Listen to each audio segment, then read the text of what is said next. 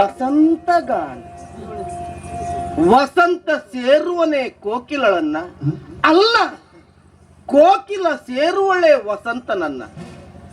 ಸಾಮಾನ್ಯ ನಮ್ಮ ಮನೆಯ ಕೆಲಸದ ಆಳು ನಮ್ಮ ಮನೆ ಹೆಣ್ಣು ಮಗಳಿಗೆ ಕಣ್ಣು ಹಾಕಿ ಬಿಟ್ಟನಲ್ಲ.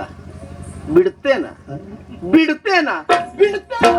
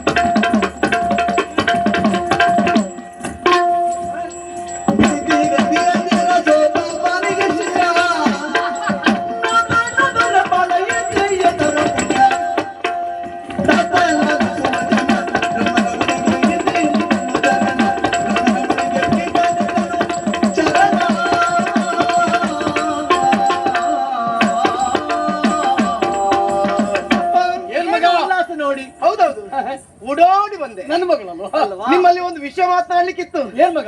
ನಿಮ್ಮಲ್ಲಿ ಹೇಳಬೇಕು ಎನ್ನುವ ಕಾರಣಕ್ಕಾಗಿ ಸಂತೋಷದಿಂದ ಬಂದದ್ದೇನೋ ಹೌದು. ಹಾಗಂತ ನನಗ ಭರವಸೆ ಉಂಟು. ಏನು? ನಾನು ಏನೇ ಕೇಳಿದ್ರು ಸಹ ಇಲ್ಲ ಅಲ್ಲ ಅವಲ್ಲೇ ಹೇಳುವ ಪ್ರಶ್ನೆ ಇಲ್ಲ. ಇಲ್ಲ, ನನ್ನ ಮಾತನ್ನ ನೀವು ನೆರವೇರಿಸಿ ಕೊಟ್ಟೇ ಕೊಡ್ತೀರಿ ಅನ್ನೋ ಹಾಗೆ ವಿಶ್ವಾಸ ನನಗುಂಟು. ಅಪ್ಪ, ನಿಮ್ಮ ಚಿಂತೆ ಏನು ಅಂತ ಕೇಳಿದ್ರೆ, ನಿಮ್ಮ ಚಿಂತೆ ಅಂತಲ್ಲ, ಯಾವ ತಂದೆ ತಾಯಿಗಳಿಗೆ ಆಗಲಿ ಇರುವುದೇ ಬೆಳೆದ ಹೆಣ್ಮಕ್ಳು ಮನೇಲಿರುವಾಗ ಆದಷ್ಟು ಬೇಗ ಮದುವೆ ಮಾಡಿಸಬೇಕು ಎನ್ನುವ ಹಾಗೆ ಯೋಚನೆ ಮಾಡ್ತಾರೆ. ಹೌದಾ? ಹೌದು. ಹಾಗೆ ಹಿರಿಯವಳಾದಂತಹ ನನ್ನ ಮದುವೆ ಮಾಡಿಸಬೇಕು ಎನ್ನುವ ಹಾಗೆ ಯೋಚನೆ ಮಾಡಿದ್ದು ಮಾತ್ರ ಅಲ್ಲ, ವರಾನ್ವೇಷಣೆಯನ್ನು ಮಾಡಿದವರಿಗೆ ಹುಡುಕಿದ್ದೇನೆ ಅಲ್ವಾ? ಮತ್ತೆ ಹುಡುಗ ಸಿಗಲಿಲ್ಲ ಎನ್ನುವ ಹಾಗೆ ಆ ಚಿಂತೆಯಲ್ಲಿಯೂ ತಾವಿದ್ದೀರಿ. ಹೌದು ಅಪ್ಪ. ಇನ್ನು ನೀವು ಹುಡುಕುದು ಬೇಡ. ಯಾಕೆ ಮಗ? ನಾನ್ ನೋಡ್ಕೊಂಡಾಯ್ತು. ಹೌದೌದೌದು. ಹೌದಾ? ನಾನು ಮದುವೆಯಾಗುವ ಇಂಥವನೇ ಎನ್ನುವ ಹಾಗೆ ನಾನೇ ತೀರ್ಮಾನ ಮಾಡಿ ಆಗಿದೆ. ಒಳ್ಳೇದಾಯ್ತು, ಒಳ್ಳೇದಾಯ್ತು. ಹಾಗಂತ ಹುಡುಗ ಯಾರ್ಯಾರೋ ಎನ್ನುವ ಹಾಗೆ ಯೋಚನೆ ಮಾಡ್ಬೇಕಾದದ್ದಿಲ್ಲ. ಆ ಹುಡುಗನನ್ನ ನೀವು ನೋಡಿದ್ದೀರಿ. ಹೌದಾ? ಹೌದು.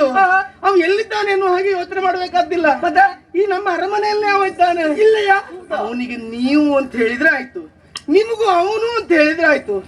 ಹೌದೌದು, ಅಷ್ಟು ಪ್ರೀತಿ. ನಮ್ಮ ಮನೆಯಲ್ಲೇ ಕೆಲಸ ಮಾಡ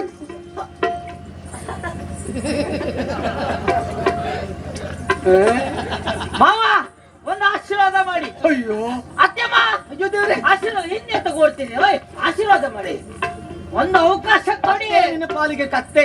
ಅತ್ತಿ ಕತ್ತಿ ಮುಗಿದೋಯ್ತಲ್ಲ. ವಿಷಯ ಎಂತದ್ದು?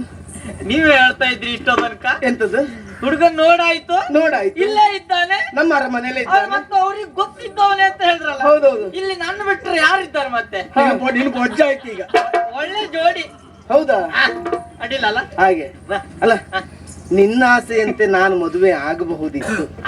ಆದ್ರೆ ಏನ್ ಮಾಡೋಣ? ಏನ್ ಮಾಡುವ? ನನ್ನ ಅಪ್ಪನಿಗಿಂತಲೂ 4 ವರ್ಷ ದೊಡ್ಡವ ನೀನು. ಯಾರು ಹೇಳಿದ್ದೆ? ನನ್ನ ಅಪ್ಪನ ಕಾಲದಲ್ಲೇ ನೀನ್ ರಥ ಓಡಿಸ್ಕೊಂಡಿದ್ದದ್ದು. ನಿನಗ ಕಲ್ಪನೆ ಇಲ್ಲದೆ ಇರ್ಬೋದು, ನಮ್ಗುಂಟು ಗೊತ್ತಾಯ್ತಾ? ನಂಗೆ ನಿಂತ್ಕಲ್ಲ ನಿಮ್ಗೆ ವರ್ಷ ಎಷ್ಟು ಯಜಮಾನ್ರೆ? ಅಲ್ಲ ನಿಮ್ಗಿಂತ ದೊಡ್ಡವನ ಅಲ್ಲ, ನಾನು ಪೀಠ ಏರುವ ಮೊದ್ಲೇ ನನ್ನ ಅಪ್ಪನ ರಥವನ್ನು ಓಡಿಸಿದವ ನೀನು. ನೀವು ಪೀಠ ಏರ್ ಮೊದ್ಲೇ ನಾನು ಗಾಯ ಪೀಠ ಕುಯ್ತಾ ಇದ್ದೆ. ಹೋಯ್ತಿದ್ದೆ. ಬರೀ ನಿಂತ್ಕೊಳ್ಳಿ ಅಪ್ಪ. ನಾನು ಹಾಗಾದ್ರೆ ಇಷ್ಟಪಡ್ತೇನೆ ಅಂತ ಆದ್ರೆ ಇಂಥವನ್ನೆಲ್ಲ ಇಷ್ಟಪಡ್ತೇನ? ಸಾಧ್ಯ ಉಂಟ? ಅದನ್ನ ಇಷ್ಟಕ್ಕೆ ಬೆಲೆ ಇಲ್ಲದ ಹಾಗಾಗುತ್ತೆ ಅಷ್ಟೇ. ಅದಲ್ಲ, ನಾನು ಇಷ್ಟಪಟ್ಟ ವ್ಯಕ್ತಿ ಬೇರೆ ಯಾರು ಅಲ್ಲ. ಯಾರ ಮಗ? ಅಪ್ಪ, ನೀವೇ ದಂಡನಾಯಕನ ಪದವಿಯನ್ನು ಕೊಟ್ಟಂತ ಆ ವಸಂತನನ್ನ ಇಷ್ಟಪಟ್ಟಿದ್ದೇನೆ ಮದುವೆ. ಹುಚ್ಚ ನಿನಗೆ? ನಿನಗೆ ಹುಚ್ಚ ಅಂತ ಹೇಳುವುದು? ಹೋಗಿ ಹೋಗಿ ವಸಂತನನ್ನ ನೀನು ಮದುವೆ ಆಗುವುದು? ಅವ ಯಾರು, ಅವನ ಯೋಗ್ಯತೆ ಏನು, ಅವನ ಹಣೆ ಬರವೇನು, ಅವೊಬ್ಬ ಕಾಮುಕ ಎನ್ನುವುದನ್ನು ಚೆನ್ನಾಗಿ ಮನಗಂಡೋಳು ನೀನು. ನೀನು ಸಚ್ಚಾಂಗಿ, ನೀನು ಇದೆಲ್ಲ ಮಾಡಬಾರದು. ಹೇಮಾ, ನಿನಗೆ ಕೊಟ್ಟ ಸಲುಗೆ ಹೆಚ್ಚಾಯ್ತು. ನಾನು ಏನಾಯ್ತು? ಇನ್ನೊಬ್ಬರನ್ನ ಕೀಳಾಗಿ ಯಾವತ್ತೂ ಕಾಣಬಾರದು. ಅವ ಒಬ್ಬ ಬಡವ ಅಂತ ನೀನು ಪ್ರಶ್ನೆ ಮಾಡುವುದು. ಮತ್ತೆ ಇನ್ನೇನು? ನೀನು ಶ್ರೀಮಂತಿಗೆ ಇದ್ದವಳ, ನಾವು ಮಹಾರಾಜ. ಶ್ರೀಮಂತಿಗೆ ಬಂದಿದ್ದು ಯಾವಾಗ ನೀನು? ನನ್ನನ್ನ ಮದುವೆಯಾದ ಮೇಲೆ ತನ್ನಕ್ಕೂ ನಿನ್ನ ಪಾಲಿಗೆ ಗತಿ ಇರಲಿಲ್ಲ. ನಾನು ನಿನ್ನ ಗಂಡನಾದ ಮೇಲೆ ಎಲ್ಲ ಶ್ರೀಮಂತಿಕೆಯನ್ನ ಕಂಡವಳು. ಇನ್ನೊಬ್ಬರನ್ನ ದೂಷಣ ಮಾಡಬಾರ್ದು ಹೇಮಾ. ಆದರೆ ನನ್ನ ಮಗಳ ಮಾತಿಗೆ ನೋಡಿ ಮಾತಿಲ್ಲ. ಒಂದು ವೇಳೆ ಇಲ್ಲ ಅಂತ ನೀವೆಲ್ಲಿಯಾದ್ರೂ ಹೇಳಿದ್ರೆ ನನ್ನ ತೀರ್ಮಾನ ಕೇಳಿ. ಏನು? ನನ್ನ ಹಠ ಸ್ವಭಾವ ಏನು ಎನ್ನುವ ಹಾಗೆ ನಿಮ್ಗೆ ಗೊತ್ತುಂಟು. ವಸಂತನನ್ನೇ ಮದುವೆ ಆಗ್ಬೇಕು ಎನ್ನುವ ಹಾಗೆ ತೀರ್ಮಾನಿಸಿದ್ದೇನೆ ನಾನು. ಒಂದು ವೇಳೆ ಆಗುವುದಿಲ್ಲ ಅಂತಾದ್ರೆ ಎಲ್ಲಿಯಾದ್ರೂ ಹೋಗಿ ನಾ ನೋಡು, ಸಾಯ್ಬೇಕು ನೀವು. ಯಾರು? ಹಾರಿ, ನೀವು ಗಡ್ಬಿಡಿ ಮಾಡ್ಕೋಬೇಡಿ, ಹಾರ್ಬಿಡಿ. ನಾ ಸತ್ತು ನಿಂಗೆಂತ ಲಾಭ? ಅಲ್ಲ ಬಿಟ್ಬಿಡು ಮಗ. ಸಾಯಿ ಅಂತ ಕೆಲವರೆಲ್ಲ ಕಾಯ್ತಿದ್ರ? ಖಂಡಿತ ಇಲ್ಲ. ನನ್ನ ಮಗಳು ನೀನು. ಹೌದು, ನಿನ್ನ ತೀರ್ಮಾನವೇ ಅಂತಿಮ ತೀರ್ಮಾನ. ಹೌದಾ? ಆದರೆ ಅವನಲ್ಲಿ ಒಂದು ಮಾತು ಹೇಳಿ. ಅವನು ಯೋಗ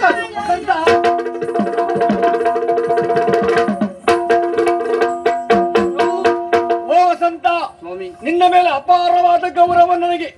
ಸಂತೋಷದಿಂದ ಕುಣಿದು ಗುಪ್ಪಳಿಸುತ್ತಾ ಇದ್ದೇನೆ ಇವತ್ತು. ನನ್ನ ಮಗಳಾಡಿದ ಮಾತನ್ನ ಕೇಳಿ ನನ್ನ ಮಕ್ಕಳಿಗೆ ಮದುವೆಯನ್ನ ಮಾಡಿಸಬೇಕು, ಆ ಚಂದವನ್ನ ಕಾಣಬೇಕೆಂಬ ಕಾರಣಕ್ಕಾಗಿ ಮಗಳಿಗೆ ಮದುವೆಯನ್ನ ಮಾಡಿಸುತ್ತಾ ಇದ್ದೇನೆ. ಅದೇ ದಾರಿ ಹುಡುಕ್ತಾ ಇದ್ದೇನೆ. ದಾರಿ ಹುಡುಕ್ತಾ ಇದ್ದೀರಿ, ಏನೂ ಸಮಸ್ಯೆ ಇಲ್ಲ. ನೀವು ಸ್ವಲ್ಪ ದಾರಿ ಮಾಡಿ ಕೊಡ್ಬೇಕಂತೆ. ಎಂತದ್ದು? ದಾರಿ ಮಾಡಿ ಕೊಡ್ಬೇಕು. ನಮಗೆ ಮನಸ್ಸುಂಟು, ನಮಗೆ ದಾರಿ ಮಾಡಿಕೊಡುವುದಕ್ಕೆ ಮನಸ್ಸುಂಟು. ಅವ್ರಿಗೆ ಏನು ಗೊತ್ತಿಲ್ಲ. ಅವರಿಗೆ ಗೊತ್ತುಂಟು, ಆದ್ರೆ ದಾರಿ ಮಾಡಿಕೊಡ್ಬೇಕಂತ ಆದ್ರೆ ಅದಕ್ಕೆ ಒಂದು ಕ್ರಮ ಅಂತ ಉಂಟು. ಕ್ರಮ? 3 ಕ್ರಮ. ಹೌದಾ? ಯಾವುದಲ್ಲ? ಯಾವುದಿಲ್ಲ. ಮೊದಲನೇ ಕ್ರಮ, ನೀವು ಸಿಟ್ಟನ್ನು ಸ್ವಲ್ಪ ಕಡಿಮೆ ಮಾಡಬೇಕು. ಅದು ಮಾಡ್ತಾಳೆ.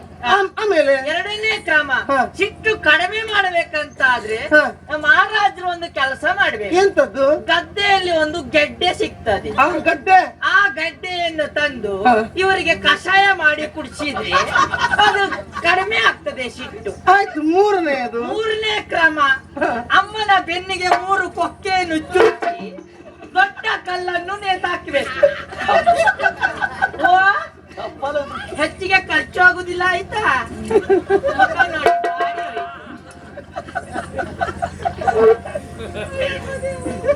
ನೋಡಿ, ಸಮಸ್ಯೆ ಏನಿಲ್ಲ, ಬಗೆಹರಿಯುತ್ತದೆ. ಓಡಿ ಹೋಗ್ತದೆ ಪ್ರಭು. ಅರ್ಥ ಆಯ್ತು ಪ್ರಭು. ಬೇರೆ ಏನು ಅಲ್ಲ, ನನ್ನ ಮಗಳು ನಿನ್ನನ್ನ ಬಯಸಿದ್ದಾಳೆ. ನಿನಗೆ ಮದುವೆ ಮಾಡಿಸಿಕೊಡುವುದಕ್ಕೆ ತೀರ್ಮಾನ ಮಾಡಿದ್ದೇನೆ ಮಗು.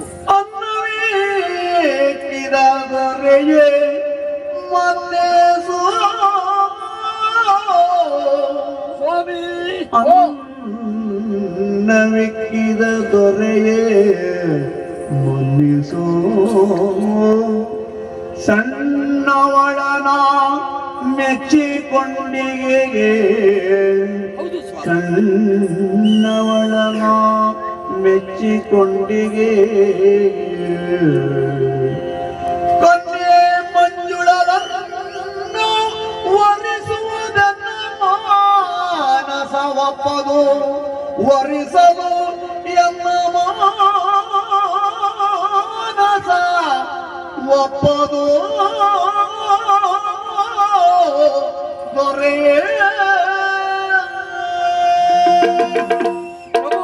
ಮಗು ದಿಕ್ಕಿಲ್ಲದೆ ಅನಾಥನಾಗಿ ಅಂಡಲಿಯುತ್ತಿರುವಂತಹ ಸಂದರ್ಭದಲ್ಲಿ ನನ್ನ ಪಾಲಿಗೆ ದಾತಾರರಾದವರು ನೀವಿದ್ದೀರಿ. ಇವತ್ತು ನನ್ನ ಬದುಕಿನಲ್ಲಿ ಈ ಸುಖ ಸಂತೋಷ ಇರುವುದಕ್ಕೆ ಕಾರಣ ನೀವು. ನಿಮ್ಮ ಮಾತನ್ನ ಧಿಕ್ಕರಿಸಿ ನಡೆಯುವುದಕ್ಕುಂಟ. ಆದಷ್ಟು ಬೇಗ ಭಟ್ರು ಹುಡುಕುದು ಬೇಡ. ಭಟ್ರು ಈಗಷ್ಟೇ ಅಂತ ಹುಡಿ ಅವಲಕ್ಕಿ ಕಲಿಸ್ತಾ ಇದ್ದಾರೆ. ಪೂಜೆ ಆವಾಗ ಆಯ್ತಲ್ಲ ಮಾರಾಯ. ಪೂಜೆ ಆವಾಗ ಆಯ್ತು, ಅವಲಕ್ಕಿ ಪುರುಷೋತ್ತಿನ ಕಲಿಸ್ತಾ ಇದ್ರು ಅಲ್ಲಿ. ಯಾರು ತಿಂತಾರಂತ ಗೊತ್ತಿಲ್ಲ. ಸ್ವಲ್ಪ ಬಾಯಿ ಹಾಕಂತೀರ ಬರಲ್ಲ. ಪ್ರಭು, ನನ್ನ ಮಾತು ಇಲ್ಲಿಗೆ ಮುಗಿಲಿಲ್ಲ. ಮತ್ತೆ ನಾನು ನಿಮ್ಮ ಅಳಿಯನಾಗಿ ಬರಬೇಕು ಎನ್ನುವುದು ನಿಮ್ಮ ಮನದ ಆಸೆ ಆಶಯ. ಸ್ವಾಮಿ, ಖಂಡಿತವಾಗಿ ಅದನ್ನ ಈಡೇರಿಸ್ತೇನೆ. ನಿಮ್ಮ ಮಗಳನ್ನು ಮದುವೆ ಆಗ್ಬೇಕು ಅಂತ ಅಲ್ವ? ಹೌದು, ಖಂಡಿತವಾಗಿ ನಿಮ್ಮ ಮಗಳನ್ನು ಮದುವೆ ಆಗ್ತೇನೆ. ಆದ್ರೆ ಮಂಜುಳ ಅಲ್ಲ, ಅವಳ ತಂಗಿ ಕೋಕಿಲ ಮದುವೆ ಆಗ್ತೇನೆ. ಮಗ, ನಿನ್ನನ್ನು ಕೊಂಗಾಟದಲ್ಲಿ ಸಾಕಿದೆ, ನೀನು ಕೇಳಿದ್ದನ್ನು ಕೊಟ್ಟೆ. ಆದರೆ ವಸಂತನನ್ನ ಮದುವೆ ಆಗುತ್ತೇನೆ ಅಪ್ಪ ಅಂತ ಹೇಳಿದ್ಯಲ್ಲ, ಅವನಲ್ಲಿ ಒಂದು ಮಾತು ಕೇಳಿದ್ದೇನೆ. ಆತ ಆಗುವುದಿಲ್ಲ ಅಂತ ಹೇಳಿದ್ರ ಮೇಲೆ ನನ್ನ ಪ್ರಯತ್ನ ಮುಗಿಯಿತು ಮಗ. ಎಲ್ಲ ನಿನಗೇ ಬಿಟ್ಟಿರು. ಊಟ